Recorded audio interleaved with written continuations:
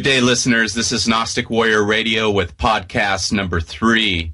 Today we have the pleasure of having a discussion with Gnostic Media's Jan Irvin.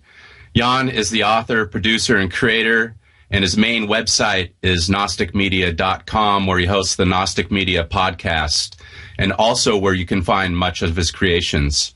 His other websites are triviumeducation.com and mindcontrolexposed.com, where he educates people on how to fight mind control using knowledge, and also johnallegro.org, where he discusses mushrooms and different things with spirituality.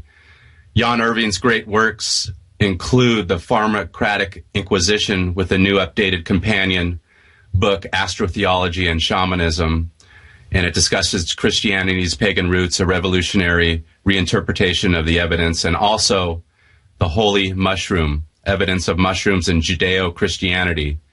And it's a critical reevaluation of the schism between John M. Allegro and R. Gordon Wasson over the theory on the entheogenic origins of Christianity presented in the Sacred Mushroom of the Cross. All right. And that's actually entheogenic, but that's all right. Yeah, some of these words, just so you know, I'm not really educated, Jan. I know some of the guys that are... An entheogen is essentially the modern word for psychedelic. Okay. Yeah, often I need a thesaurus in a Google sometimes when you're talking, and I don't mean that in a bad way. I come from an uneducated background, and I know there's a lot of people on all ends of the spectrum out there that listen to you and are going to be listening to my show, and again, some of the words I'm not good at pronouncing, so thanks for helping me there. No Can you tell the audience a little bit about yourself, Jan, such as, how old you are, whereabouts do you live, and if you have a wife and children, stuff like that? I live on the rim of the world in the San Bernardino Mountains. I just turned 42 a week ago. I have a son. I've been divorced twice, and I'm currently living with my girlfriend. And that's about the summary of myself there. I've got some college background and degrees, but I don't rely on them. I'm pretty much an autodidact. My college education is mostly in electronics and network engineering. I used to be, excuse me, let me get some water here. I used to be a network engineer and managed a computer store on top of that for a number of years, and have done all of that sort of thing. So I suppose that's where my background in logic comes from, is working in computers. But, yeah, so that's about the summary. That was your day job a while back?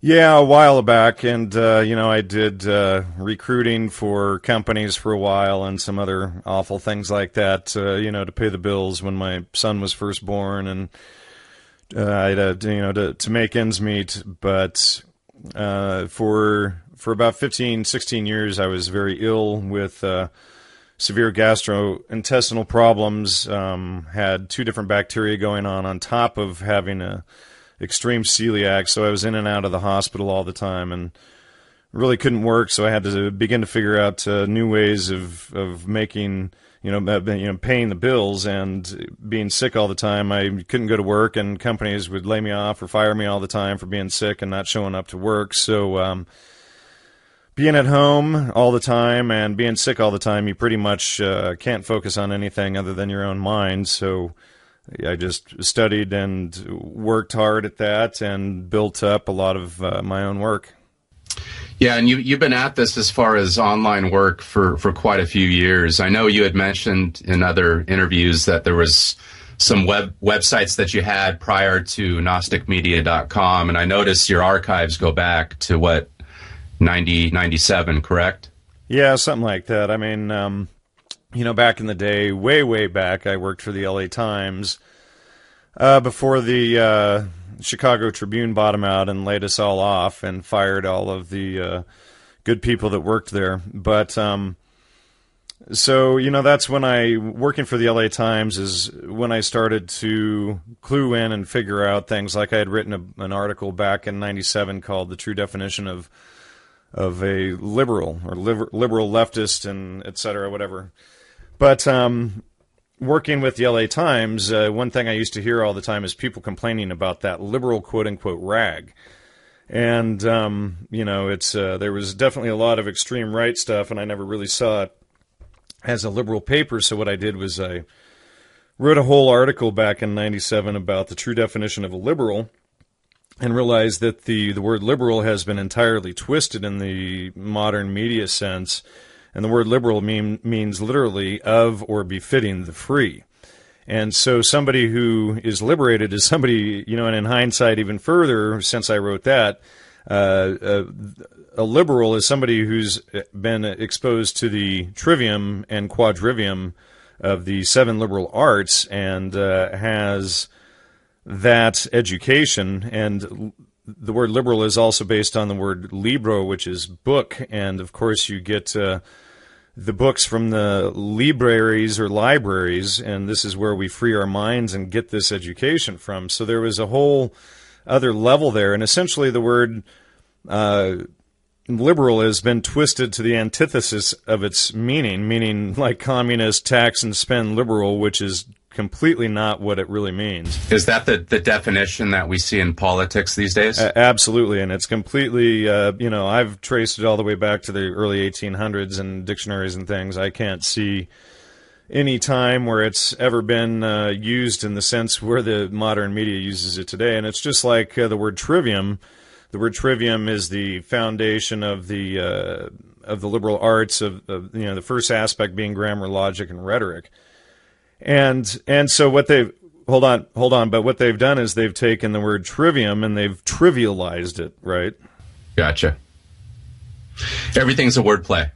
Everything's a wordplay.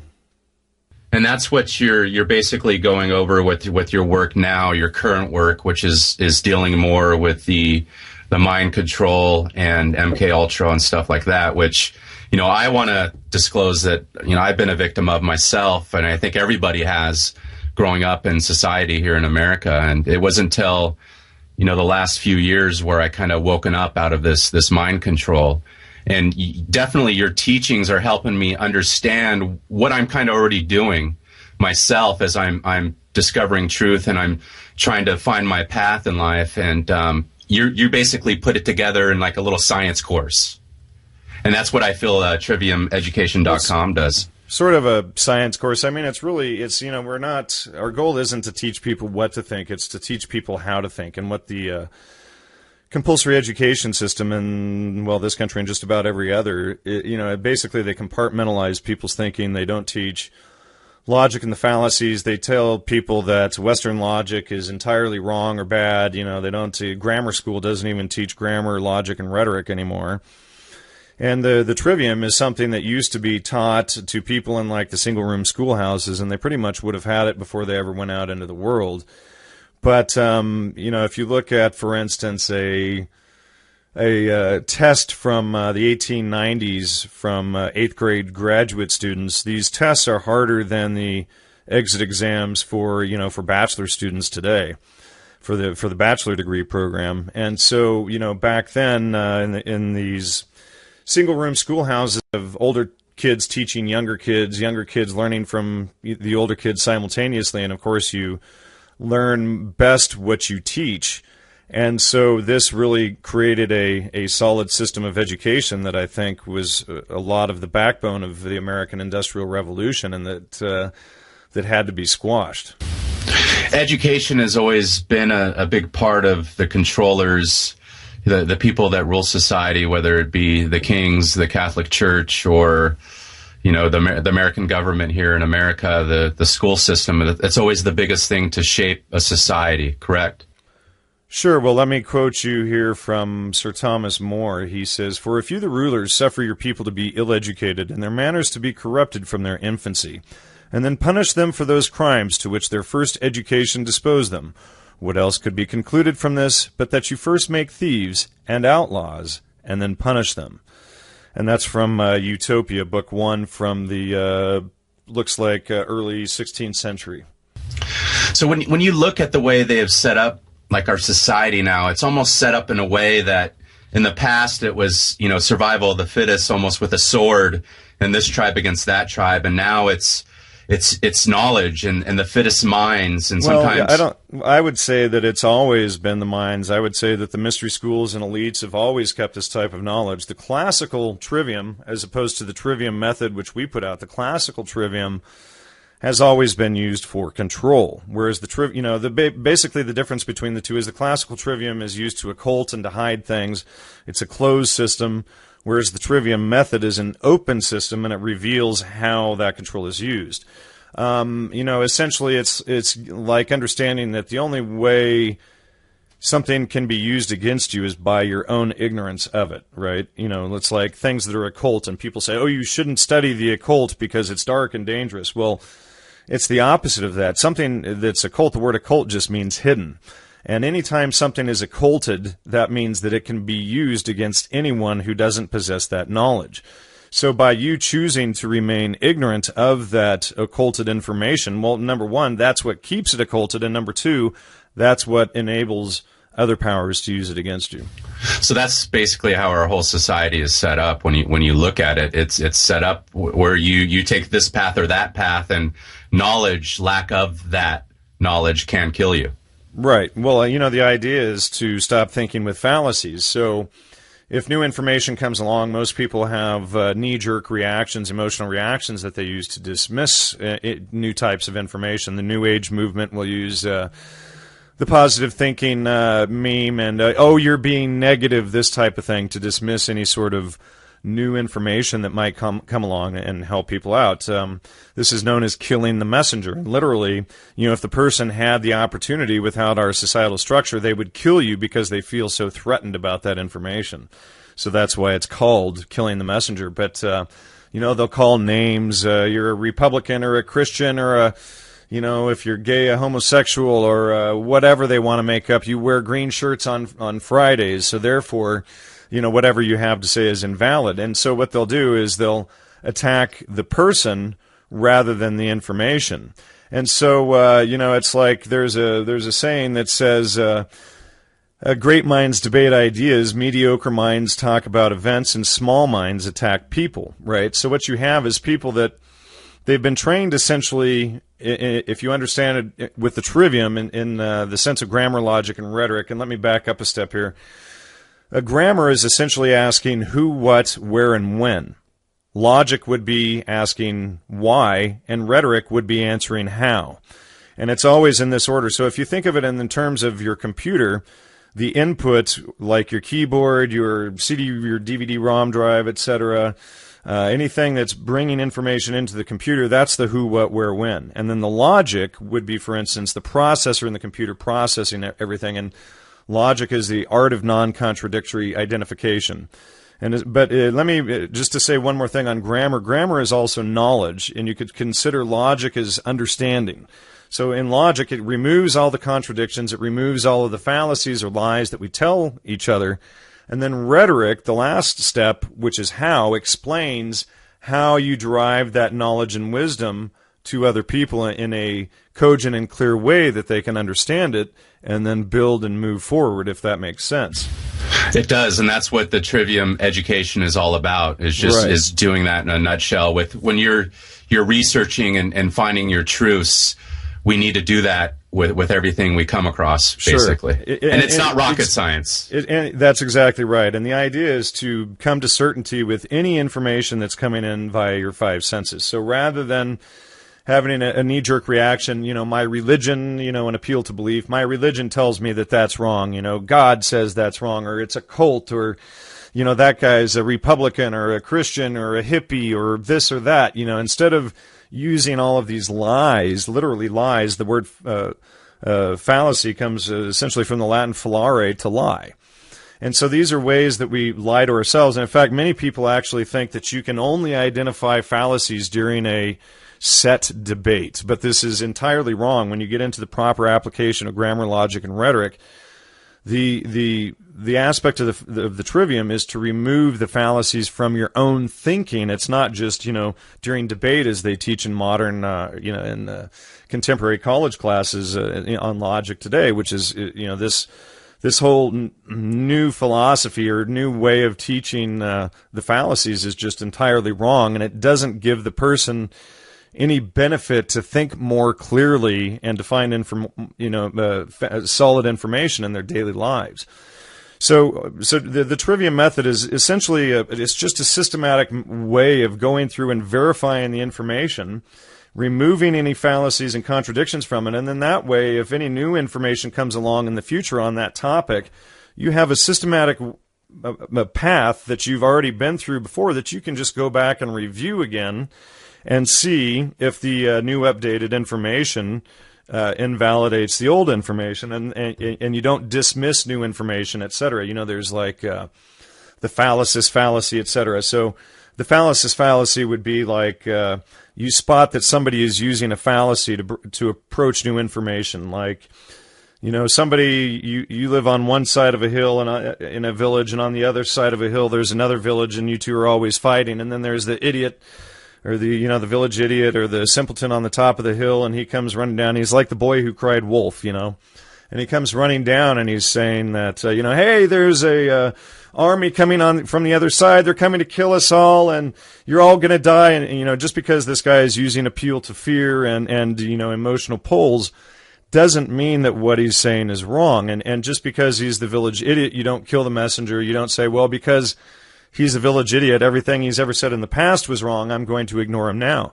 What you have to do is just simply stick your head up over the hill and just verify the information through your own five senses, and then you can say, oh crap, there is or possibly isn't an army coming. And so that way we can verify the information for sure. So when you kill the messenger, essentially, you're putting your own life at risk, because what if that message contained information that might have saved your own life? So, if you think of a lot of people, whenever new information comes along, they'll just dismiss it. You're a conspiracy theorist. Well, this is an emotional ad hominem attack. An ad hominem means you attack the man. You don't look at the information he's presenting and study it and go point by point over it. You simply attack the person who's trying to present it to you, and then you use that as your method of dismissing the information, which is completely illogical and unreasonable. Why do most people function this way? Is this the result of the mind control that they're under? I mean, when you describe that is 85-90% of society, if not more. It's what we experience on the internet every day. Sure. When you write a blog post, or you're on a forum, and I see you all the time on your podcast, on the comment sections, and most of the times everything's cool, but you'll have the same thing, people making comments to you, and you're educating them on the exact same thing you educate them all the time on. Well, yeah, and it's, you have to repeat it constantly until you're blue in the face, because see, what part of using the trivium, or especially the classical trivium for mind control, is simply you just take grammar, logic, and rhetoric out of order. So using the analogy that I used earlier of the computer, input, processing, and output, well, what happens if you put processing before input? If you put it wouldn't work. There wouldn't be nothing inputting for it to process. There's an old saying in IT that we would use. It's called garbage in, garbage out, right? So essentially, somebody who doesn't have any input, they're going to process whatever they feel like. So they're going to pull it from the Pleiades or Uranus, or, they're going to channel it. They're going to use all of this stuff, and then they don't go out and verify the information in 5 sense reality. And then they think that whatever they so-called channeled or whatever is verifiable fact. I have a green fairy in the corner. I'll sell you for $100. But usually it's just a simple matter of spinning. If you have an idea, and usually an idea should be based on grammar itself, on the who, what, where, when aspect. So you've done your grammar on a topic, and you have one of those aha epiphany moments. It should be because you have, have enough information there to connect the dots to have one of those moments. You don't have a situation where you have no input and then decide a full conclusion and go and express that information to others, because you haven't processed anything. You haven't asked who, what, where, figured out the core data. And then furthermore, because you haven't done that, then you don't remove the fallacies from the information, and you just express whatever that comes along. So it's essentially, it's almost, it's just putting out anything that you decide without. It's throwing shit at a wall. And it's a feel good, it's a whatever feels good goes. I'm going to say that whatever feels good is the truth, regardless if it's a complete lie or not, and not doing a moment's worth. I mean, it would be like saying, well, when I eat candy bars and sugar all day, and when I eat wheat, even though it's pure carbos and sugar and wheat are poison for the body, just because it feels good for a few minutes, therefore it's good. Never mind that you're going to be inflamed, you're going to have all sorts of intestinal problems, you're going to have mental problems from the wheat, etc. So understanding that these things, just because a cake feels good in the moment, doesn't replace the fact that a slice of bread spikes your insulin level, for instance, more than a candy bar does. Wheat is just pure poison. You should no thinking human being should ever eat this stuff. Well, that's just like our medical system. It's ass backwards. Where... Oh, sure. Well, if you go to one of the biggest leading hospitals in the world is right here in this area, the Loma Linda University Medical Center. I've been there. It's a huge heart patient hospital there as well. And my stepdad has had heart surgery there.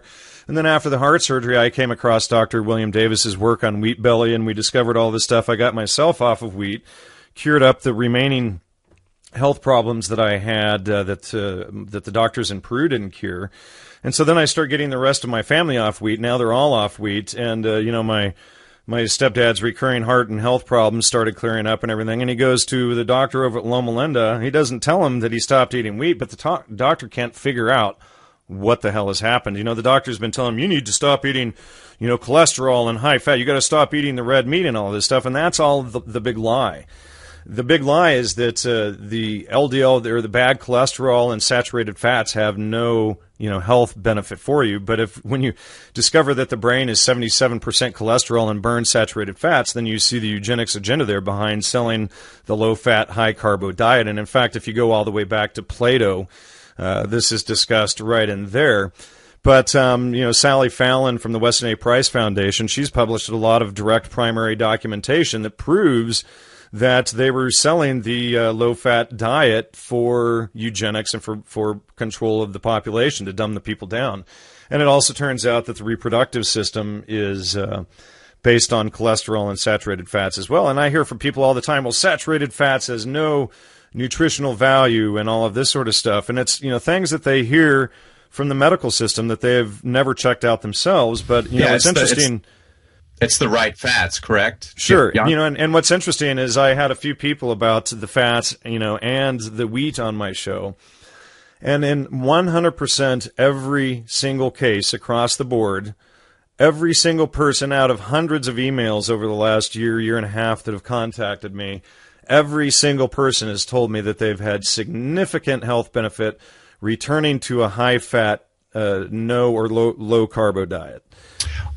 I speak from experience myself, Jan. I'm big into my health. I actually have hepatitis C, and I changed my diet. I used to be really low fat, feel like shit all the time, lethargic, tired, the low fat, higher carb diet, and I was doing the protein shakes, which were terrible because they were the crap ones from the local, nutrition store and stuff like that. And then I switched it over and I started actually eating butter, the best butter you can get. I forget, it's that Irish butter. Well, the Kerrygold, and you put that, you put 4 ounces of that in your coffee every morning, and you feel like great all day. Which I have a cup of that sitting in front of me right now. Amen.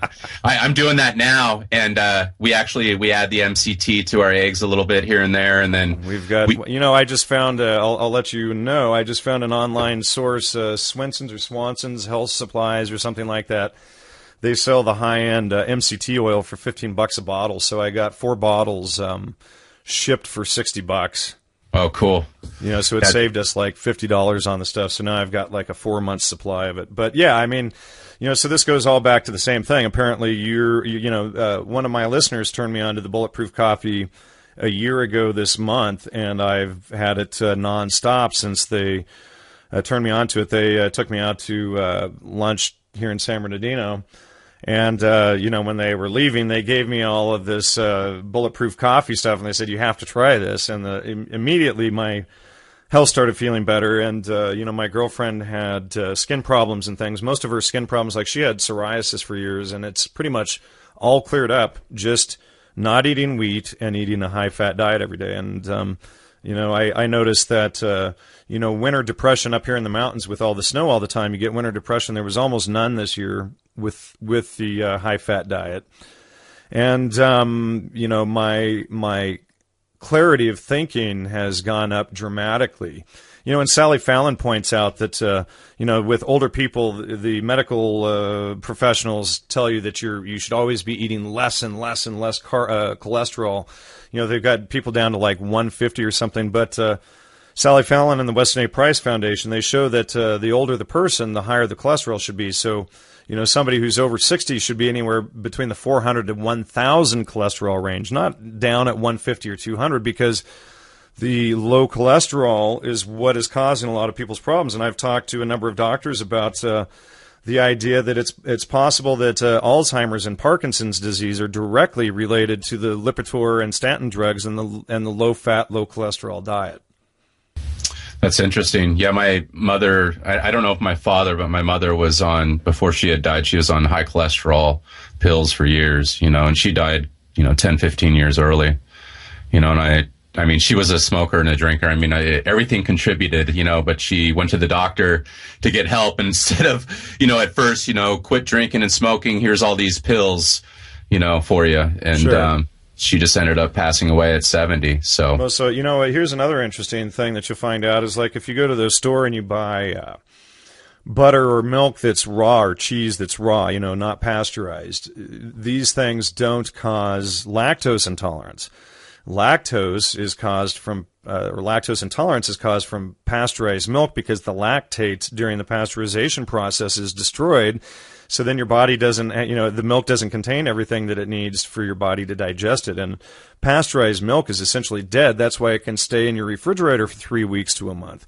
Whereas if you get fresh raw milk, it's good for like 5 days or a week, and you need to drink it up. But it has all of these health benefits to it. And if I drink organic pasteurized milk, it makes me feel awful, whereas I feel great when I have raw milk. Can you get raw milk where you're at? Yeah, there's actually a store here in the mountains that sells raw milk. Okay. Yeah, I've never had raw milk. I just stopped drinking milk, because I can't get raw milk near here. I did for years. But, in Trader Joe's, they sell raw cheeses and things like that. And Clark's and Whole Foods and Mother's and these places, they sell the raw butter, etc. So what's the point of the food? We do have a track. Yeah, no, but it's cool. I want to talk about this stuff because it all relates. I mean, it relates back to the mind control and controlling populations, which has always been the goal of the powers that be from day one, and it's just refined and defined over the years. Some of them, like the trivium, are old, and it's just, the languages are reinvented and stuff like that, and then it's just redefined, like with Aldous Huxley and MK Ultra, which I'd like to talk about a little bit now. Okay. More recently, like I said, you'd created some great work on mind control, and you have spoken in terms of CIA guys like Gordon Wasson. Yeah, oh boy, did that cause a huge uproar when Gordon Wasson was everybody's hero until I published information that he was CIA, and he was actually a chairman of the Council on Foreign Relations as well. He was directly under Allen Dulles. I've got personal letters between he and Allen Dulles that the CIA sent me directly through FOIA requests. And one of them was 11 days before the Life magazine Magic Mushroom article came out. And, of course, Wasson later on claims that, I never knew, I can't remember if it was the FBI or CIA who contacted me. And then what they did was they created this whole James Moore scapegoat story to keep the heat off of Wasson, that he was CIA and CFR and working with MK Ultra all along. So Huxley was also behind MK Ultra as well? Well, we have this. We've put together this large database that has over 6,000 data points and research connections, citations and things like that in it. And I've been putting this database together. Richard Grove put some of it together as well over the last 4 or 5 years. And the more data points that we put in, people would say in their own writings that my biggest influence was Aldous Huxley, or I spent my time with Aldous Huxley, or Aldous Huxley was my professor, or Aldous Huxley this or that, or I got all of this information from Aldous Huxley, and we started putting all of this data together. And originally it was just started from my investigation on Gordon Wasson himself. But what we realized is, after years of putting all these thousands of data points in, that all roads lead to Aldous Huxley and the Huxley family. Jan, we're having a little technical difficulty on the volume. Okay. Yeah, it's completely garbled on your side. How's mine sound? You sound perfect. Okay. What's the best way to fix this? Just end it and edit it at this point? I sound garbled, you're saying? Yeah, it's all garbled. It's looking clean on my side. I don't know what's going on there. Okay. Here, yeah, we can pause it, hang up the call, and see if, make the call back again here. Let me just pause this. All this technical stuff, I'm still learning, and I've been podcasting for, 4.5 years now? Yeah, and that was one of the questions I had for you. How many podcasts and interviews have you done, on your website, Gnostic Media? Oh, well, let's see. Podcasts, I think last night I did my 170th or 171st recording. I think there's a Gnostic Media lost episode out there somewhere. But, and then other radio shows that I've been on is close to 200.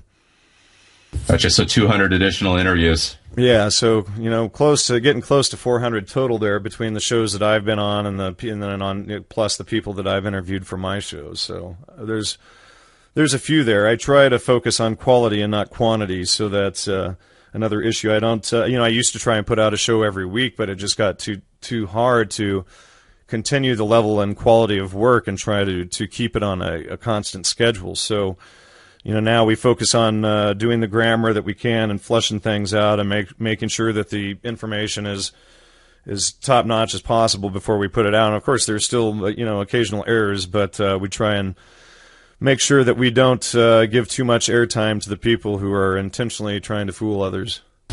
Yeah, no, definitely. And one of the hardest things is just starting one and pulling the trigger. I've been thinking about doing one for years now, and it's guys like you who motivate me and others out there. How does someone start a podcast and keep it going? Oh, well, I suppose, you come up with the idea, and then you wait a few years, and then you think about it, and you wait a few more years, and you scratch your head about it, and then finally one day you get tired of thinking about it, and you're sitting around there with nothing to do, and then you finally sign up for Podomatic, or you get yourself a WordPress website or something, and you start. Then you wait another year, and then wait another year, right? Exactly. So that essentially, the Gnostic Media podcast or the Podomatic page had been created, I think, 1.5 years before the first episode was even put up there. Gotcha. Yeah, I think everybody goes through the processes with you have the idea, and then you're putting yourself out there. Well, sure, and not only that, but it's creating original content, and what are you going to do, and focusing on all of that. It's tough, and then you set out and you bump around, and then you realize that half of what you're putting out is garbage and propaganda and mind control, and then and then you create a system to figure out what's what, or somebody brings you a system like Gino did with me and shows you how to figure out which ones are fooling you by again going back to the logical fallacies and everything, and having a systematic method to go through the information, whereas otherwise you could just come up with things by putting logic first, by pulling it from the Pleiades or whatever, which some people apparently think that that's a valid method of thinking. But like I said earlier, I've got a green fairy in the corner to sell you for $100. When you say pull it from the Pleiades, what do you mean by that? Well, all of these people who will say, well, I'm a channeler, I get information from the Pleiades or Uranus or whatever they get it from. And, so essentially these, Uranus, you actually mean Uranus. Yeah, Uranus. Yeah, well, not yours specifically, but their own anus, right? Exactly, yeah. So, the issue, though, becomes, and this is something that I've been really thinking about the last couple of weeks, and the more I think about it, the more I cannot and people are going to hate me for saying this, and this is contrary to what I've said a lot in the past, and I used to believe that much of spirituality was real, but you get back to the onus of proof. But the more I look at it, I think that nearly all mysticism and religion and spirituality that's been put out there has always been used for control, because there's something called the onus of proof. And if I make a claim that I have a green fairy in the corner that I'd like to sell you for $100, well, it's on me and me alone to prove that that green fairy exists. You can't prove a negative. So if you come along and say that, well, I don't see a green fairy, it doesn't exist. There's no way to prove a negative, something that's not there. So it's always on any person who makes a claim to take the onus of proof and supply, and prove that that thing exists. This is why in a court of law you're supposed to be innocent until proven guilty, because the person who is making the claim against you has the onus of proof to supply that evidence. So for this very reason, because in logic you cannot prove a negative, this is why why the person who makes a claim always has the onus of proof. It's always on you if you state something to support your argument, and no one else's responsibility, period. And so if somebody claims that they channeled something from the Pleiades or their anus or wherever they got it from, it's entirely on them to prove beyond any reasonable doubt that that claim is true. And if you come up and you say, well, I don't believe you, I don't see a green fairy, well, that person has no right or justification to get upset and start screaming, and you're not spiritual, you're being negative, you just don't get it, you don't see, I can do all of this Reiki and I don't even have to touch you. And I mean, I've been through Reiki a number of times, I never felt the damn thing. And my former co-author used to own a massage studio out in Texas, and he was like, yeah, dude, you just pay 20 grand and you're a Reiki expert. That's how it works. So I'm not saying that maybe there aren't hucksters out there, but then again, the onus of proof is always on those people to prove that it works. And, it's not some psycho on top of that. So I've got a green fairy, I've got a Yahweh, I've got a Jesus, I've got a Buddha, I've got a whatever, mystical whatever that I want to sell you. And if you think about it in terms of control, if I want to manipulate somebody with these false ideas, and by getting them to put logic before grammar, I can control anyone via mind control just by putting out mystical religious beliefs and getting a crowd to follow them. And then I make myself or whomever, some mystical non-existent figure, the god of that belief. And that's how you create a cult, essentially. Jan, why are people such as yourself and even myself, I'm uneducated. I dropped out of school when I was 17. So what does that mean to be uneducated? I mean, well, here you correct. are doing your own show. Don't worry about the. See, here's the difference. A lot of people who are ensnared into the compulsory education system, they realize that something isn't up. I did horrible in school, and C's most of the time and things like this. I spent most of my time getting high in school. I just absolutely hated it. But more of the problem is usually with these types of kids is that they can't handle all of the mind-numbing dumbing down that they're put through, and so they react negatively towards it. So is it that, you're not as smart because you wouldn't be, forced through this compulsory education system, or your own instincts were telling you that something wasn't wrong and that you didn't want to be there? And so now you're putting it all together. You're starting to study the trivium and independent thinking, how to be an autodidact, how to try, fact check information out there in the universe on your own. So, essentially, you don't need their education system to, I converse with doctors and professors, even at Harvard, et cetera, on a regular basis. And I'm an autodidact. My highest degree is an associate's degree. And so through your own education, your own getting familiar with ideas and concepts, you can work on their level. And the nice thing about the trivium is it teaches you how to cut through all the BS and get right to the core facts. If it's A or B, or if it's A alone is the answer, if you need to do more research, whatever, because you're able to filter through all of the fallacies and crap and lies out there that are there to mislead you, it's sort of like a razor blade, and you can slice right through it all and get right to the core stuff. and removing the contradictions and the fallacies from your own mind, you can see what the truth is, and then you can express that. So, being an autodidact and using the trivium, it gives you a great advantage over somebody who goes through their typical liberal education at a typical university, because that's by far that's far away from the trivium method, and using grammar, logic, and rhetoric as a systematic method for verifying the reality around you. How come some people, like yourself, myself, other people out there, they get this and they see it, and they're on that path to truth and the light, while other people, they're presented this information and they just refuse to see it, or they can't?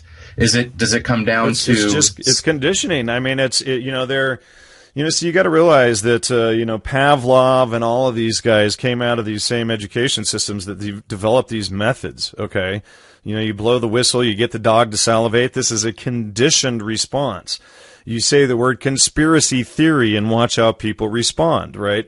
Or people, how they're conditioned to have a knee-jerk reaction. Like a lot of times if I present all of this research, like in Gordon Wasson, I can have hundreds of citations. I've gone through Yale, Princeton, Stanford, Columbia University, all of these major university archives where I've pulled primary original documents and letters right out of these people's own archives at these universities.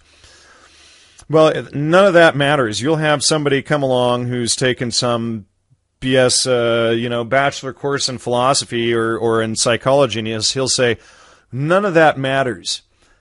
I have a category for you because you're a conspiracy theorist. And they'll put you in this box, this psychological BS box. And if you think of how, Thomas Saz and these guys have exposed psychology and psychiatry, you can see that this is a way to dumb people down and not get them to look, because they think, oh, well, I have a category for you, so therefore I don't need to bother to look at any of the information that you have, because I can label you, right? I can call you a Republican or a Christian, or, and in psychology it's no different, because, you have a mental problem with dealing with authority. Never mind that, how psychology today has created this sickness, this mental illness out of those who won't follow authority. Well, that's actually a logical fallacy. The logical fallacy is the appeal to authority, also known as the ad verecundium fallacy, which is a false appeal to authority without a valid reason, and that's a logical fallacy. But this is what psychology is actually based one of their symptoms on, that they drug kids for today. So this is the type of thing that that people need to be essentially aware of, and how these how the dumbing down and control works. Yeah, what I'm trying to figure out is there's the control, there's the conditioning that we're all under 100% from birth, correct? For the most part, most of us here. I'm not so sure of that, because when I see my son, he's going to be 7 in June. He's more aware than most of the adults I know, because of you. Well, and not only that, but he hasn't been dumbed down, and I always explain things to him clearly and tell him the truth about things. I don't sit there and tell him that Santa Claus is real and all of this kind of stuff. He's and son of the sun. When he asks me real questions, I sit down and I explain to him, the real information, and go through the grammar with him. And it's like, in fact, this guy who was trying to create a psychological category for me rather than just looking at the research that I was presenting, I went over to my son, and he was just under 6.5 at the time, and I asked him, if you had, and I asked him a way like a logical fallacy. He didn't get it, and I said, so let me word this. If a friend of yours has a toy, and somebody else comes along who's not nice, and he calls your friend, names, does that make the toy not cool anymore? And he says, Daddy, that's dumb. And this is exactly what people are doing. And they'll come up and they'll say that your paper or your research is wrong because of XYZ name calling that they use against you. But, my 6-year-old son has clearer thinking than many adults do on these topics today. So I think kids in general are naturally aware and awake, and that's why they're put through the compulsory education system for 12 years, to beat that out of them. So you think everybody can be enlightened if they're educated properly. Well, we have to be careful of the word enlightened, but I mean, people can, at least use the awakened trivium, and if not, go on to the quadrivium and higher philosophies and begin to put all of this stuff together. But you become more knowledgeable. I know you like knowledge, yeah. Right? Rather than living in ignorance and being told what to think, they can go out and learn how to think and learn how to gather the information on their own and make their own decisions. Like Albert Einstein says, education is what remains after one has forgotten everything he has learned in school. Yeah, well, sure, but. Unfortunately, Albert Einstein was quite the huckster himself. I mean, there's a lot of evidence out there that he spun and did a lot of things to fool people. He was an extreme racist, and there's a book out there that's, I think it's been banned now, but it's called The Manufacture and Sale of Saint Einstein, that goes into all of his nefarious history. Gotcha. I'm actually related to him in DNA-wise. I had a DNA test. It was interesting. We're related to Adolf Hitler as well. Interesting. Yeah, it was. It was really interesting. And then have you seen the new documentary out called Hitler, the story never told? No, I haven't. It's causing a huge uproar. It's gone viral. I recommend checking it out. It's making Again, it appears that everything we know is a lie until we go out and verify it and fact check it ourselves. And look up the original citations. We can't believe anything we're told. Definitely. I mean, I look at our lives are basically almost a conspiracy from the get-go. Right. And when you look at America, from the setup, it was almost set up as a Masonic country. Oh, well, no, it wasn't almost. It was.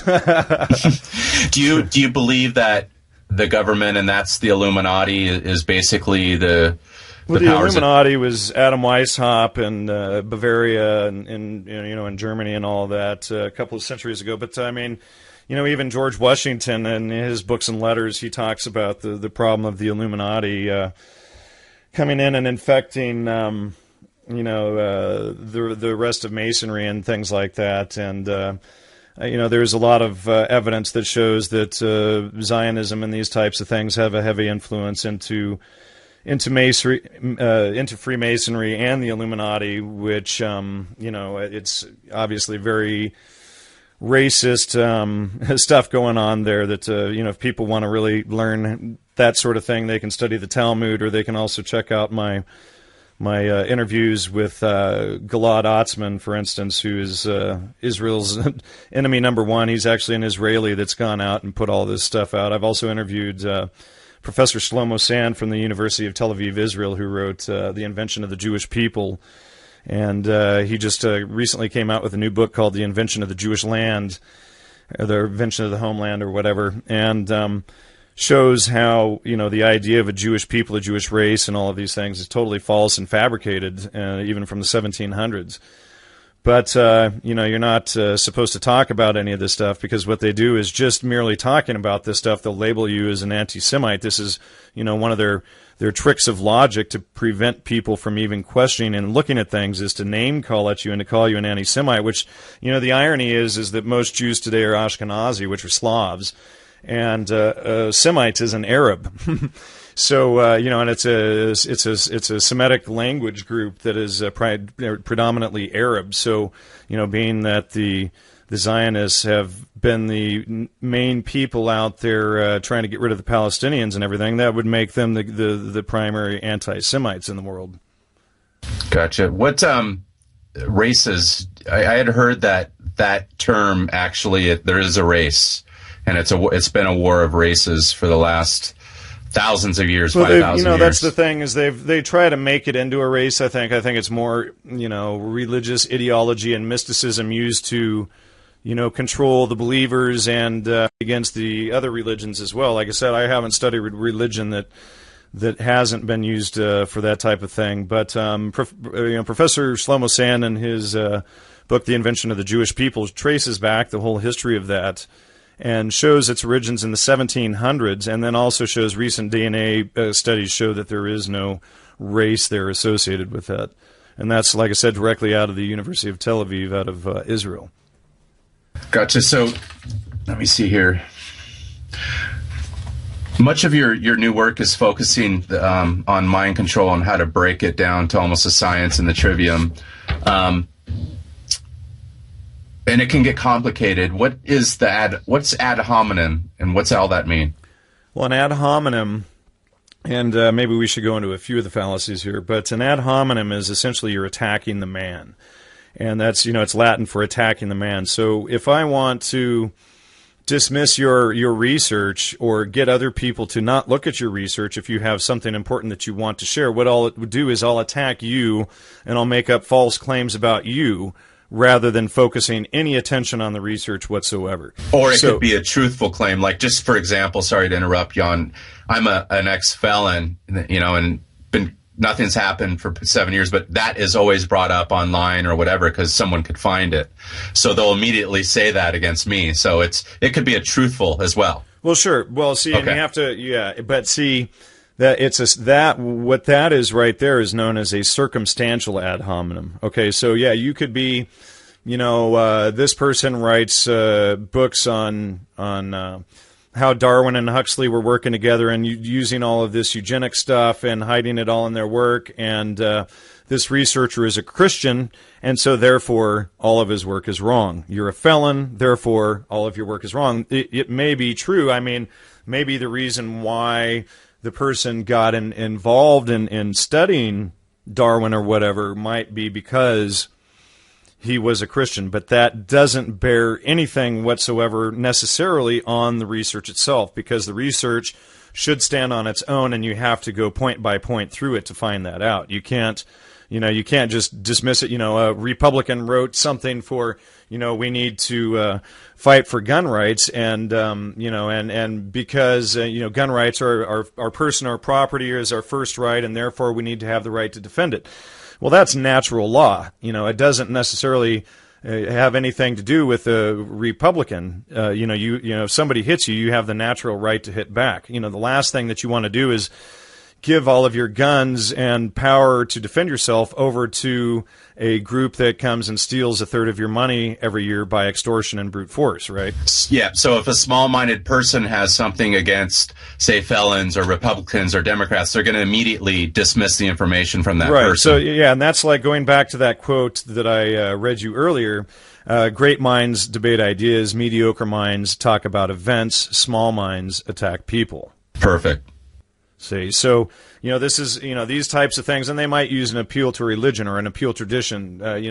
This is how my religion does it, or this is how it's always been done, so therefore it's right. Or, there's a million Frenchmen can't be wrong. Well, that's actually, in more cases than not, the masses are, or any group of people is typically more wrong than not. You have to go point by point and not use the appeal to popularity for the basis of your reasoning. You could have a million people that make one claim and one guy off on the side that says, you're all wrong, you're all full of shit. Well, and then, all of these people would turn to him and say, well, you're crazy. Look at all of us and look at you. Well, calling him crazy doesn't make him wrong. You would actually have to look at his research. And often one person over in the corner with the information on his own is typically more often correct than not. I mean, but you still have to go through on an individual point-by-point basis and verify the information through your own five senses. And most people, just to bring up another point here, a lot of people will complain that they don't have enough time to verify things. Well, let me put this to you another way. So what would take you less time? Spending 5 or 10 minutes or a few days to verify something, or spending a lifetime believing in BS? Finding the information in a few days, of course. Of course, and not sending bad information downstream that you haven't verified as well, and infecting everybody downstream from you. So this goes along with my next question, Jan. Okay, are the controllers keeping us all down, or have they begun to let the information flow to people where people like you and myself can become knowledgeable, educated, and become wise using the same tools available to everyone? Oh, I'm not so sure that they intentionally put it out. I mean, the whole factor of the trivium itself is fact-checking and going and digging the information up. I mean, here's the thing, though. The elites and the oligarchs, they publish just about everything that they do, but people don't read anymore, and they're so caught in the mindset of dismissing people and conspiracy theories and ideas that they haven't even studied without any research. I hear all the time from people, chemtrails, that's ridiculous. It's like, do you ever go outside and just look up, that place called the sky with all of these checker mark patterns all over the place that didn't used to be there when I was a kid? And I used to be a pilot. I had my student pilot's license when I was 15, and when I was 15, you didn't have all this crap all over the sky, and condensation trails disappeared after a few minutes. They didn't stay around for 6 or 10 hours and spread out into massive clouds, and neither, and speaking of that, doing grammar on that, you go into the public notices section of your local newspaper, as I talked about with Clint Richardson and Freeman Burt last night, which will go out on today's show, is that you just look in the public notices section of your local county newspaper, and the government puts right in there that they're going to be doing weather modification and seeding the clouds and things like that, right in the damn newspaper. But everybody ignores the public notices, and the reason why the government has to put that stuff in the paper is it all has to be done by consent, right? So the government publishes these notices. None of the dum-dums read it. None of them show up to the hearing. So therefore, by default, the government is allowed to do it. By consent. By consent, because you didn't go in there and testify against them when they made public notice of it. So, anybody can search. That's interesting. Yeah, and anybody can search the damn public notices in their local newspaper for weather modification and geoengineering and all this kind of stuff. It's right there. And of course they'll tell you that you're a conspiracy theorist. I lost a friend of mine for 20 years over this. He was just going off on me one day about, I was crazy and stupid. How could I say things, and here's one of the guys that I worked with the hemp initiative for years and all of the conspiracies to cover up industrial hemp. But he couldn't walk outside and look up. Yeah, Al Gore was recently on the Ellen show, and he said it plain as day about 3 weeks ago or a month ago. I have the video on the homepage of Gnostic Warrior. Well, he mentions that they're seeding the clouds just like that with billions of pounds of chemicals every day. Yep. And I think the actual cause of global warming is the cloud seeding, the geoengineering itself. And I think they're putting all this crap in the air and poisoning all of us, and then they turn around and blame us that it's the pollution and things that we cause when it's them doing all of this to the clouds. What's the purpose, you believe, of it? Well, I think it's multifold. I think that they actually think that they can kill most of the population off and save themselves. It's kind of like the idea with chemotherapy or whatever. You have cancer in the body, and the idea is to poison it as much as possible and then stop the poison just before the whole body dies and save it, right? This is the kind of mentality that these eugenicists and humanists and transhumanists use. And I get all these people that they think they're spiritual and they follow humanism and transhumanism and stuff. And this is material that was developed, and I'm talking about the modern humanism. This is stuff that was developed and came directly out of Julian Huxley, out of the British Eugenics Society. So people go around and tout his and Aldous Huxley's material as spiritual. And these guys were the leaders of MK Ultra and all of these eugenics movements. Julian Huxley was also the head of UNESCO. Their grandfather, Sir Thomas Henry Huxley, was called Darwin's Bulldog, and he was the one that put out all of Darwin's work, and he created this organization called the X Club, where they had 8 professors that they planted at specific universities to promote all of Darwin's work. And then when you see the title of this X Club, it's named after this passage, and let me just pull it up here. This passage in Ezekiel. Hold on, I'm just looking for it. Then you can see how it was always used for eugenics. So just for instance, the X Club, reading from my paper here, says created academics who would promote Darwin's ideas. The X Club, spin-offs of the X Club include the X-Men comic series on eugenics and evolution, and Fourth World comics on mind control by Stan Lee and Jack Kirby. The Fourth World being tied to the UN's Agenda 21, which is discussed by Edmund Rothschild himself in the unsaid video that I have up on the website. I interviewed Robert Hunter last year that exposed all of that back in the 90s, and it's just now seeing the light of day. But, so what these guys did, and we wrote an ANS back in 2005, X marks the spot, is the common symbolic usage. In fact, it is universal symbolism. In fact, if somebody has crossed you, right, That's one of these symbols. The mark is associated with the perfect man in Psalms 37:37. Mark the perfect man and behold the upright, for the end of man is peace. The mark of the archetypical perfect man is the cross. The cross is an upright X.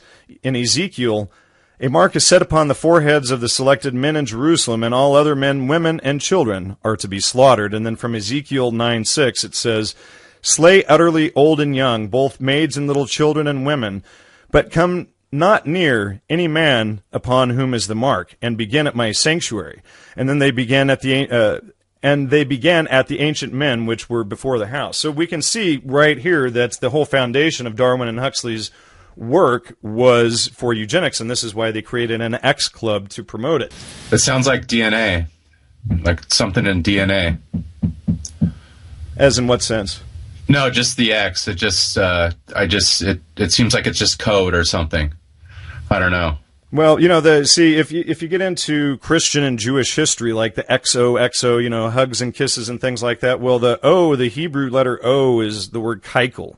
And that's where we get the word kike from, the slang term kike against Jews, because, Christians would sign their name with an X, the illiterate, and illiterate Jews would sign with an O. So this is why, the difference between these two. So, I think the issue there becomes the Jews didn't want to sign with the X because of these passages here that mark anybody who's marked with the X is to be murdered. Gotcha. What are your thoughts on Gnostic? Well, I think there's some interesting stuff there. I think, I think that the Gnostic Christians have taken a lot of the dogma out of context that wasn't meant to be like that. It's been so many years since I've studied a lot of that, like 6 or 8 years. And I used to be able to make a really cogent argument for you on that, but I can't even, I'd have to sit here and think about it for 20 minutes to even think of what I used to know on it. Yeah, no, and that's what I wanted to talk a little bit about briefly. It's not on the set questions that I had, Jan, but it's really, what you're doing now, and it's knowledge. And a lot of people seem to be stuck, on the Gnostic Gospels, the Nag Muhammad. Sure, I mean, stuff. I think one of my, one of my favorite passages out of the Nag Hammadi is from the book on the origins of the world, which reveals that the book of Genesis, how it talks about the lords, and creating Adam and Eve talking to the lords and everything. So if you go to the origins of the world in the Nag Hammadi text, it shows the same story, but it shows the Lord is the 7 rulers, or essentially the 7 landlords, right? And one thing we always have to be careful of and you can piece it together through the text, and the Nag Hammadi text, the Gnostic texts, really show how a lot of these stories existed before Emperor Titus came along and created what is modern Christianity. Before you had astrotheology and fertility worship and drugs, and you had stories of Jesus and these things that were in the Gnostic traditions that were sort of destroyed when Titus created the official version of Christianity. But, these things were there, and going through the Gnostic texts, you can see the origins of a lot of these ideas, like how they, why is there a plural God in the book of Genesis, gods and not God, when it's supposed to be one God, right? But it's, here's this plural word there. And then when we go over to the Nag Hammadi, the origins of the world text, it's very clear that it's because there were 7 landlords, or 7 rulers. Gotcha, and that would be of Earth. What's that? That would be of Earth or of the heavens. Well, or whatever kingdom that these people happen to be living in at the time. I mean, you don't. I mean, see, that's the thing, is like this stuff is always shrouded around. These rulers would always shroud their own stories around their religion. So you would have a king or whatever, and he would make himself the god. Yeah, because that sounds like the 7 daughters of Eve. I don't know if you've heard that. I have. I don't know if I have or not. Here, let me just pull that. It's been a while since I've read all of that, but no. And where I was going with that, Jan, is I consider you more of a modern Gnostic, and a lot of the stuff I'm doing, I dealt both in modern stuff and then also in the old. So I look at. I've done both. It's just been years since I've studied the Gnostic texts and things, But And that's what I want to let the viewers know out there. Being a Gnostic doesn't necessarily mean you have to focus on past history and constantly.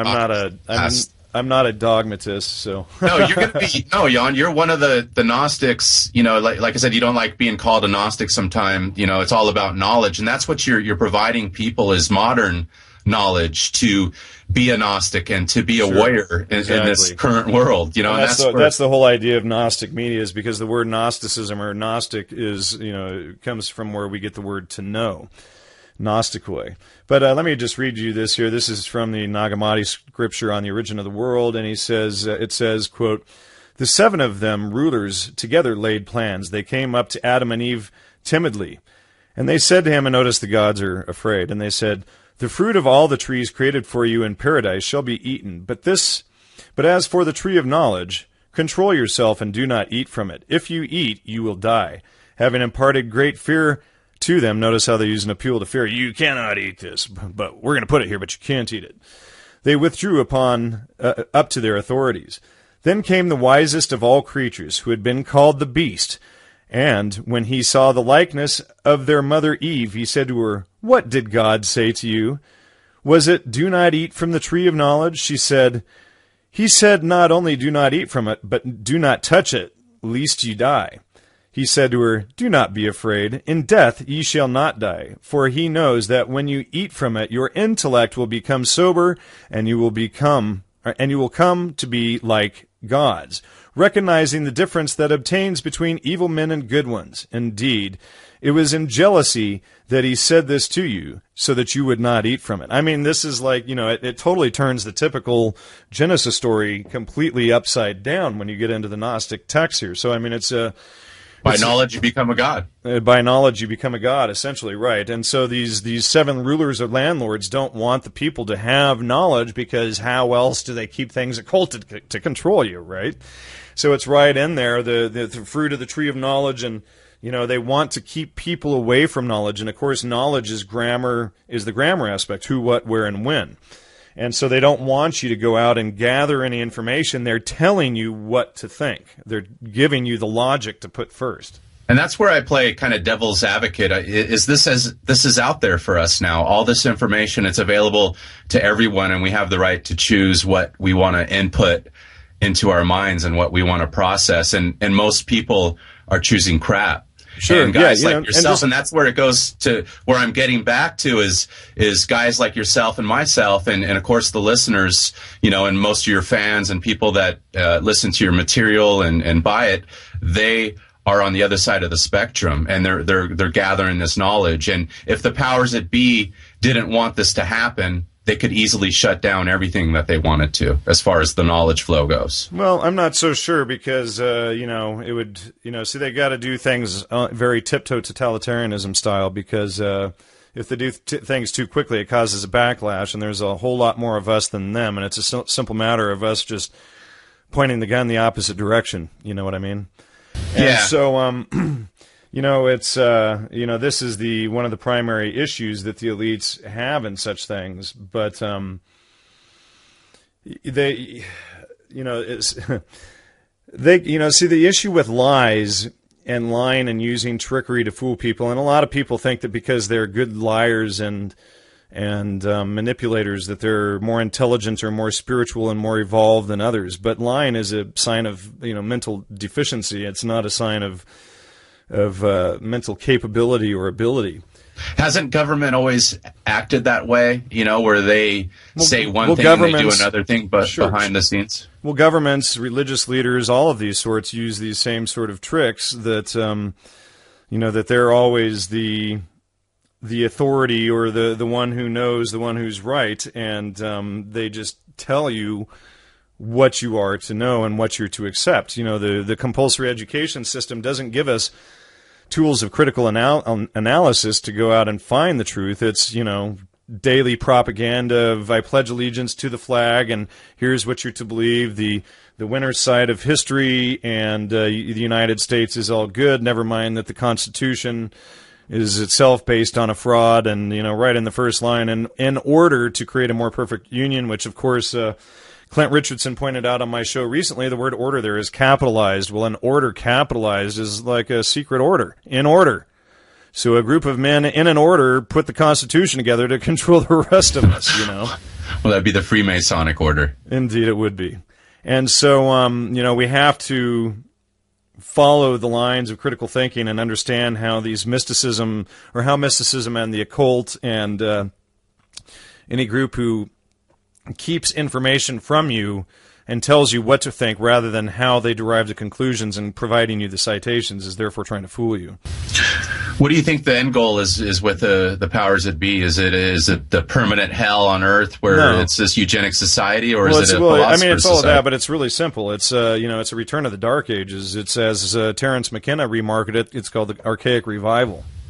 So there's the Dark Ages, then the Dark Golden Ages were Ages created after that, by or permanent Dark Ages? The Dark Ages were created by the Roman elite, and then it was due to the Muslims saving the ancient European texts that brought us all about through the Renaissance out of back into knowledge. But the elites essentially have always kept the masses malnourished and poorly educated and dumbed down. In fact, I got a message yesterday, if I can find it, where in ancient Italy they were using, and going back to wheat and gluten and all of this stuff, they were using intentionally contaminated wheat contaminated with ergot to keep the masses sick and dumbed down.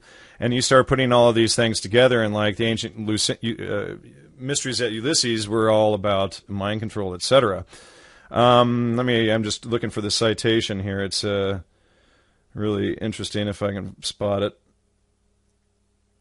Okay, so it's called Bread of Dreams by Italian historian Camporesi, and he says that the Middle Ages were kept in a perpetual stupor due to bread contaminated with ergot and wild herbs, and that this suited the ruling elite, and compares the dissolution of the Black Power movement in the U.S. through the selective distribution of drugs to the urban poor. So these are types of things. In fact, I've got this quote from Jolyon West, who's this MK Ultra researcher, the real dirty guy, and he published quite a bit on using drugs for control. But this is from his book Hallucinations, Behavior, and Experience and Theory, 1975, page 298 FF, which means forward.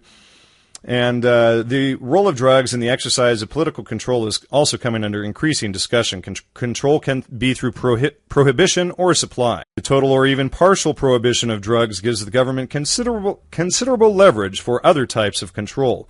An example would be the selective application of drug laws permitting immediate search or no-knock entry against selected components of the population, such as members of certain minority groups or political organizations.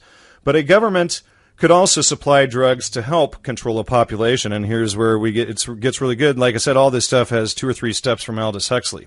This method, first foreseen by Aldous Huxley in Brave New World, 1932, has the government element employing drugs selectively to manipulate the governed in various ways.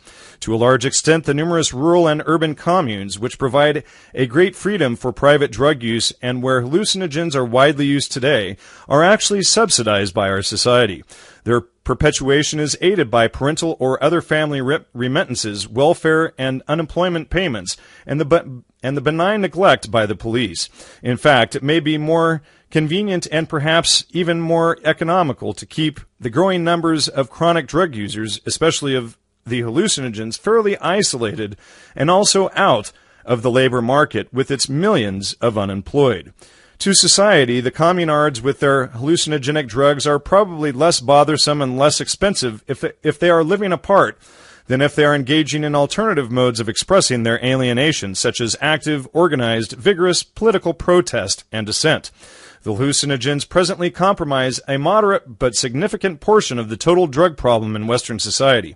The foregoing may provide a certain frame of reference against which not only the social but also the clinical problems created by these drugs can be considered. It's amazing. You're somewhat pro-drugs, though. Well, they're like a steak knife. They can be used to cut your food or kill somebody, right? Definitely, and he's talking more about the ones that kill you, of course. Well, I mean, he's talking about the hallucinogens. He's talking about using them for control or keeping those people in a dumbed down sort of stupor state like the deadhead. And we're writing an article right now to show how Edward Bernays and Gordon Wasson, these guys, actually manufactured the deadhead. Yeah, I've done a ton of hallucinogens when I was younger. I mean, I've done mushrooms many times and LSD, and it seemed to open me up more than anything. Well, in certain ways, but you have to realize that opening up is one thing, but when you use it along with the trivium, in tandem with the trivium, you can see how these things are also used for manipulation and control. I mean, you can have a full-blown where you get where you can see how a lot of this manipulation happens, but at the same time, at the lower levels, at the raves and things like that, a lot of these people get into a so-called spiritual or positive thinking state, and that is the easiest to control. Somebody who just positive thinks and dismisses any new information, they never ask themselves who that benefits, who that mentality to kill the messenger and dismiss everything that doesn't fit in their little narrow worldview, how that, who that benefits. And so, these people are very easily controlled. And again, going back to using mysticism and spirituality for control, you get people caught in that, and then, somebody who is on the outside who doesn't use them for spirituality and control can, again, as Jolly and West just pointed out, can use those drugs for that control. And interestingly, it was Aldous Huxley who came up with the word soma, out of the supposedly the Rig Vedic or the Greek text, somatic meaning sleeping or the Soma of the Rig Veda, but then he creates that idea, and then later on CIA agent Gordon Wasson ties the Soma of the Rig Vedas to the Amanita muscaria mushroom and the whole mushroom scene, right? Mm-hmm. So then they've literally created a way that they can get people, oh, look, it's the ancient Soma, so now even more people will take the drugs, right? Because now we can tie it back to the ancient Eastern religions. So, there was a whole effort started by Leary and Huxley and these guys toward psychedelic Orientalism to create more spirituality around it. But, interestingly, this very same book, Hallucinogens or Hallucinations, Behavior, Experience, and Theory, is actually the whole book is essentially showing how the elites don't consider, and how these researchers don't consider the psychedelics to be real spiritual experiences, but delusion that they can then go and control all of these people with. Gotcha. Yeah, when I had taken the hallucinogens when I was younger, I was a big punk rocker in the political scene. So, I was young, so I could easily have been manipulated, but because I think of what I was into and the knowledge I had, even though I didn't know what the hell I was doing, I knew kind of something was up, and, I couldn't be easily manipulated. And sure, I jumped out of school early, and it goes along with what you're saying. I rebelled against their teachings. Well, and at the same time, while I was rebelling and figuring a lot of this stuff out, I look early on, I was a deadhead for a while, and I was involved in these spiritual aspects, and looking back in hindsight, I see how these were things that were put there to control me. Now I figured it out and have exposed a lot of this stuff, but we've all fallen prey to mind control to one extent or another, and so we have to be careful and not assuming that we're safe from these things, because the mind control works on many different layers and levels, and this is why using the trivium and filtering the fallacies out of our own minds is so important. That is the first step, and really to protect yourself from any sort of mind control is filtering the lies out of your own head.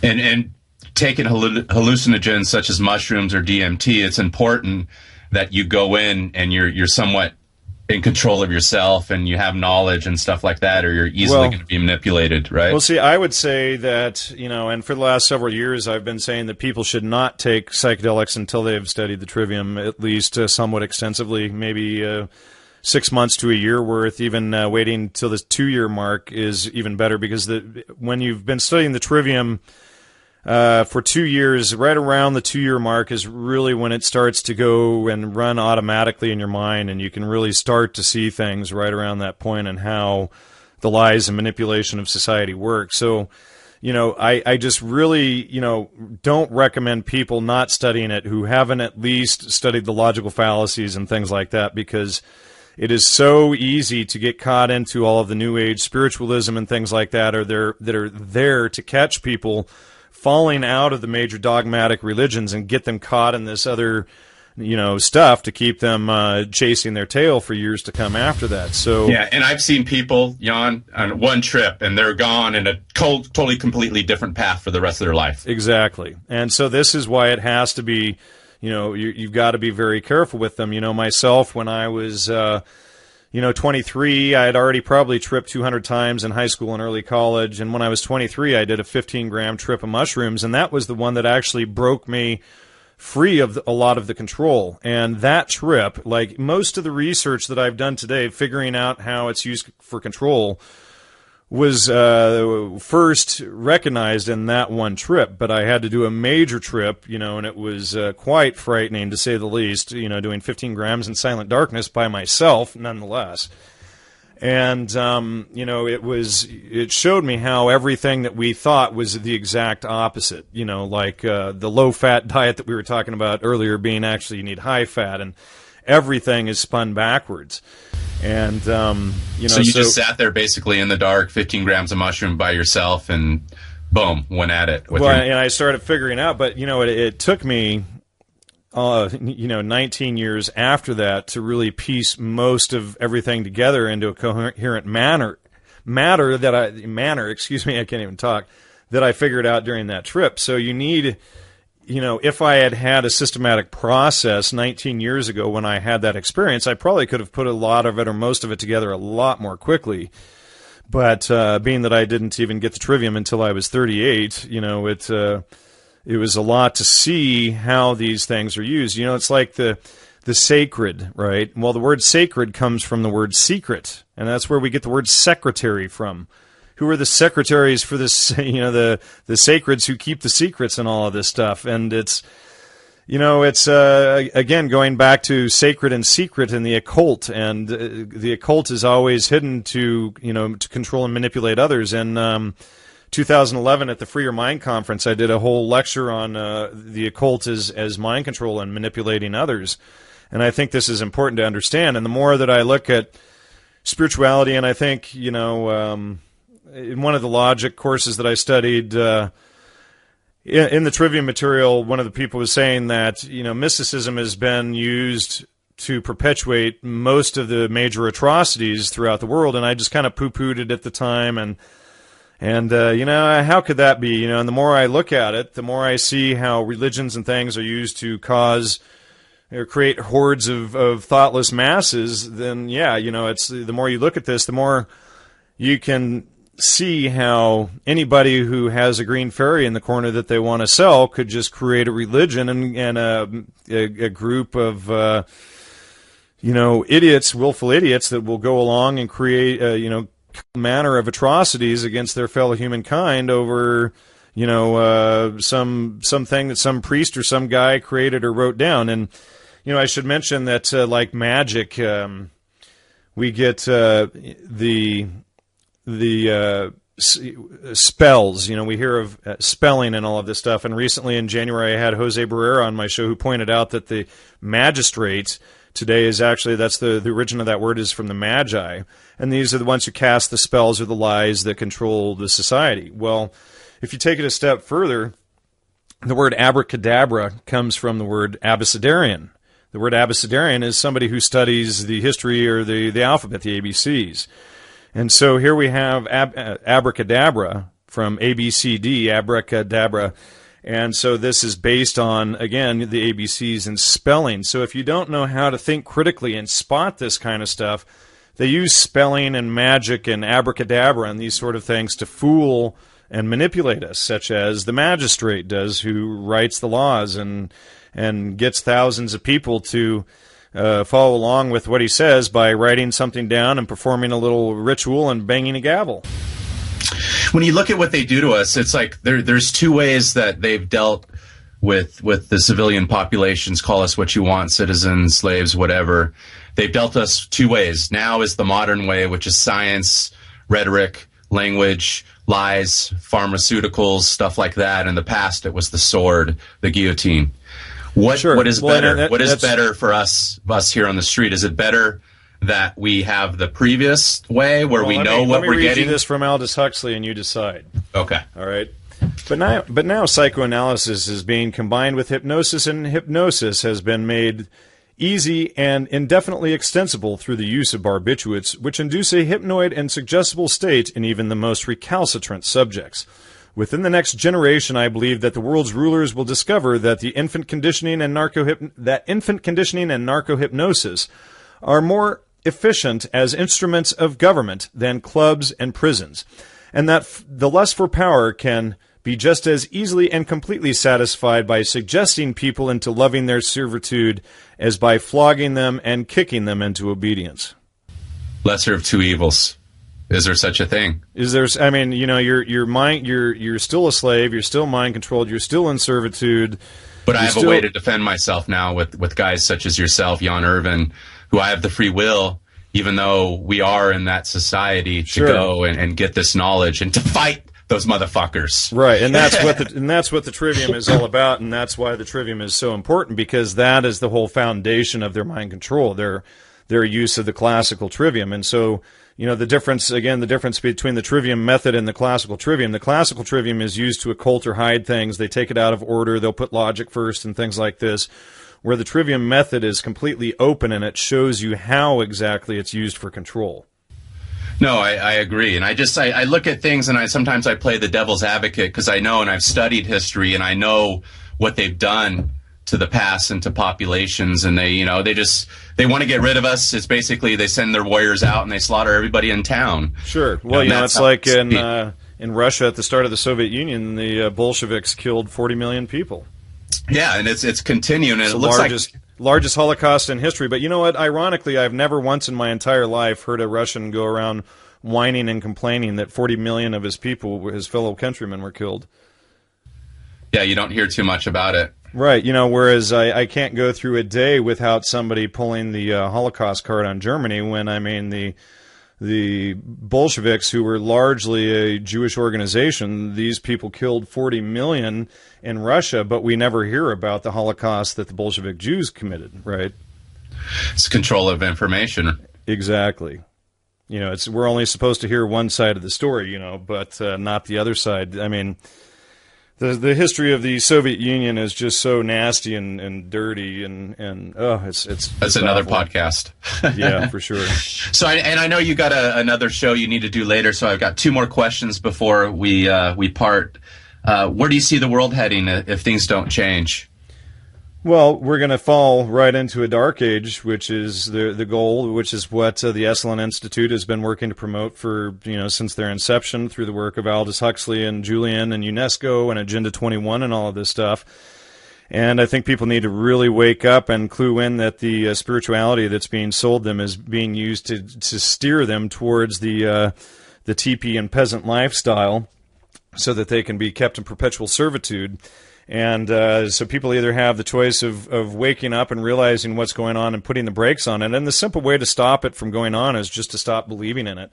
You know, the only way, you know, let me just make this clear. Government in itself doesn't exist. Government is simply, you know, a bunch of buildings and then people who put on costumes and then go around and act in a certain way under the authority of government that they would never otherwise act. You know, most people under natural law and things would never go and do the things that a police officer does, you know, just because he has a badge and a costume and a funny hat, he thinks that he can go and commit all of these acts against other people. You know, so what we need to do is raise people's level of critical thinking so that they don't commit, atrocious acts against one another. And then that way we can see our way out of it. Because once people realize that the government and all is just an illusion, it's just a magic trick, abracadabra, then they can see their way out of it, and then they can begin to take control of their own lives. They can grow up, because that's what this is. It's designed to keep people in perpetual adolescence and not grow up.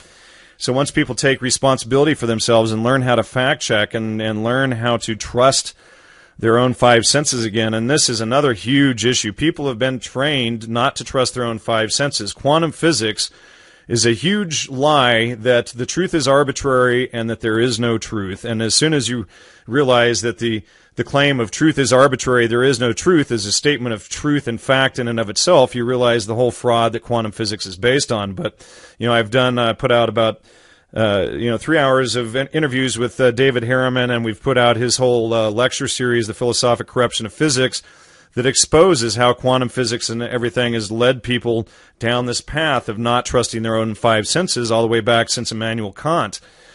But getting people to trust their own five senses is the first step in getting them to go out and verify information and not dismiss things without having checked it first.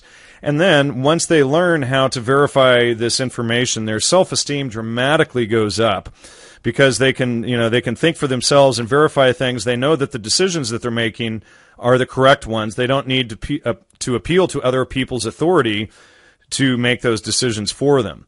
And so I think that is really key in getting people to free themselves. But the other option is just simply the Dark Ages, and however many, what do they want to kill off about 90% of us or something like that. So it's one or the other. I think that's about the option, pretty much. I mean, we can maintain our autonomy and wake up and stand for ourselves as men and women, or we can be ruled like slaves and slaughtered like chattel. Your choice. And that goes along to the free will that I believe that you're stating that the powers that be exercise. And if we sit there and be frogs in the pot and let them boil us to cook, and that's what the whole point of the compulsory education system and the mainstream media and all that is for, is to condition and dumb the people down. Because you know what? If you realize all of this stuff, you're incredibly more powerful than you realize, and that is their biggest fear. Because if they actually believed that we were as degenerate and incapable as they say we are, then they wouldn't spend 12 or however many years of dumbing us down through compulsory education system to get us to a point where we're completely malleable and pliable to their will, right? They have to take that out of us, so they know that we as people are as incredibly powerful as could possibly be when we have the power of discovering truth and fact and trusting our own five senses. We can create an industrial revolution or anything else, and that is their biggest fear. Because once we break the illusion, you see, they need our pit bulls and our guard dogs, our military and police, to keep them in power. And without that illusion being maintained, they lose everything. So once people realize that it's all just a magic trick, they lose. Jan Irvin, Department of Education, vote for him next year. Well, here's the thing, is I would never run for a government office because it's based on extortion, and I would have to club you to get the money out of you. So we're fucked. There's no way to ever... It's called a voluntary society, brother. Gotcha. You don't have to club people and steal their money to, the government and system that we have here today is, again, created by the Masons and sold to us by the Masons, and we were all sovereign citizens here for long before this current federal system was established and forced upon us, and let me just say that, regarding the Constitution, you're not bound by any contract you didn't sign, especially one that your great-grandfather didn't sign, right? Yeah, it's amazing when you learn all about this, and that's, again, some more information on the contract law and stuff. And I know the show later, it deals with loans and mortgages, and my website, loansafe.org, I've been fighting. Well, I got a show for you that's just about to go out today that's going to cover stuff that you've never heard before from Freeman Burt and Clint Richardson. That's going to be mind-blowing. Great, I look forward to it, Jan. And gnosticmedia.com. Jan Irvin, it's been a pleasure talking to you today. I appreciate your time with us, and I definitely want to talk to you in the future about other things, and good luck to you in the future. Likewise. Thanks, Mo, and thank you for having me on. Thank you. Take care. It's mind control. Corruption of your talk. Thanks for listening to Gnostic Warrior Radio on GnosticWarrior.com.